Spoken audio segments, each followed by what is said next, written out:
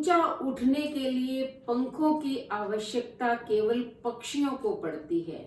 क्योंकि मनुष्य तो विनम्रता से जितना झुकता है उतना ही ऊपर उठता है। नमस्कार मेरे प्यारे प्यारे बच्चों, आप सबका हार्दिक हार्दिक स्वागत, अभिनंदन। बेटा आज 25 दिसंबर है, आज है गीता जयंती और गीता जयंती की आप सबको हार्दिक हार्दिक शुभकामनाएं। बेटा ये गीता का उपदेश महाभारत काल में जब भगवान कृष्ण ने अर्जुन को दिया तो केवल ये अर्जुन के लिए नहीं था, बल्कि जन कल्याण की भावना से ओतप्रोत था। आज भी वो हमारे जीवन में सार्थक है। तो आज गीता जयंती के उपलक्ष्य में मैं भी गीता के कुछ श्लोकों का भावार्थ आपको बता रही हूँ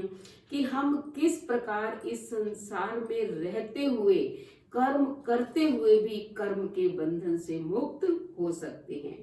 तो भगवान कृष्ण ने अर्जुन से कहा कि हे अर्जुन, जो अनन्य भाव से मेरे में स्थित हुए भक्तजन मुझ परमेश्वर को निरंतर चिंतन करते हुए निष्काम भाव से भजते हैं, उन नित्य एक ही भाव से मेरे में स्थिति वाले पुरुषों का योग क्षेम मैं स्वयं प्राप्त कर देता हूँ।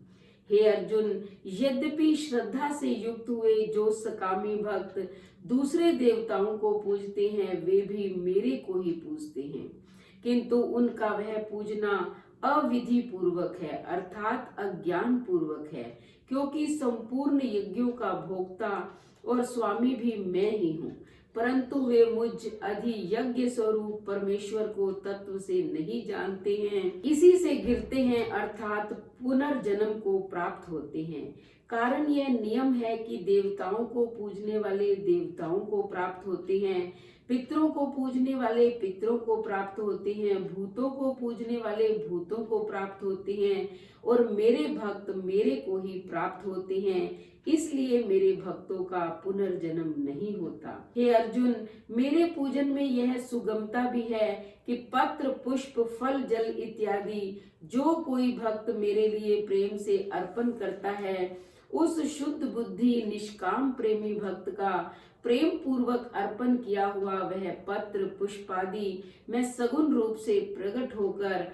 प्रीति सहित खाता हूँ। इसलिए हे अर्जुन, तू जो कुछ कर्म करता है, जो कुछ खाता है, जो कुछ हवन करता है, जो कुछ दान करता है, जो कुछ स्वधर्माचरण रूप तप करता है, वह सब मेरे अर्पण कर। इस प्रकार कर्मों को मेरे अर्पण करने रूप संन्यास योग से युक्त हुए मन वाला तू शुभ अशुभ फल रूप कर्म बंधन से मुक्त हो जाएगा और उनसे मुक्त हुआ मेरे को ही प्राप्त होएगा। यद्यपि मैं सब भूतों में समभाव से व्यापक हूँ, ना कोई मेरा अप्रिय है ना प्रिय है, परंतु जो भक्त मेरे को प्रेम से भजते हैं वे मेरे में और मैं भी उनमें प्रत्यक्ष प्रकट हूँ। मेरी भक्ति का और भी प्रभाव सुन। यदि कोई अतिशय दुराचारी भी अनन्य भाव से मेरा भक्त हुआ मेरे को निरंतर भजता है, वह साधु ही मानने योग्य है,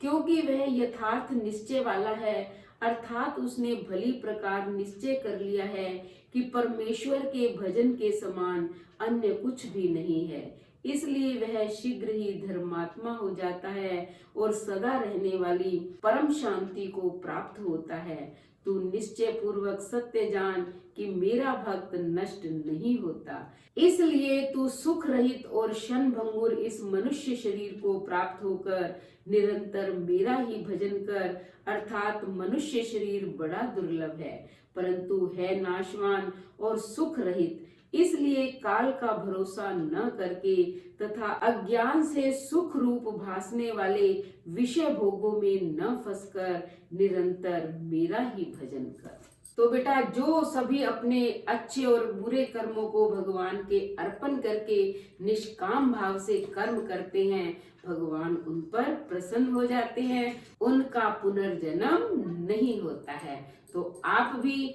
भगवान कृष्ण ने जो उपदेश दिया उसे अपने व्यक्तित्व में लाएं, अपने आचरण में लाएं, और चैनल को सब्सक्राइब करें, लाइक और शेयर करें, कमेंट करें और बेल आइकन के बटन को दबाएं ताकि अगली वीडियो का नोटिफिकेशन सबसे पहले आपको मिले। धन्यवाद।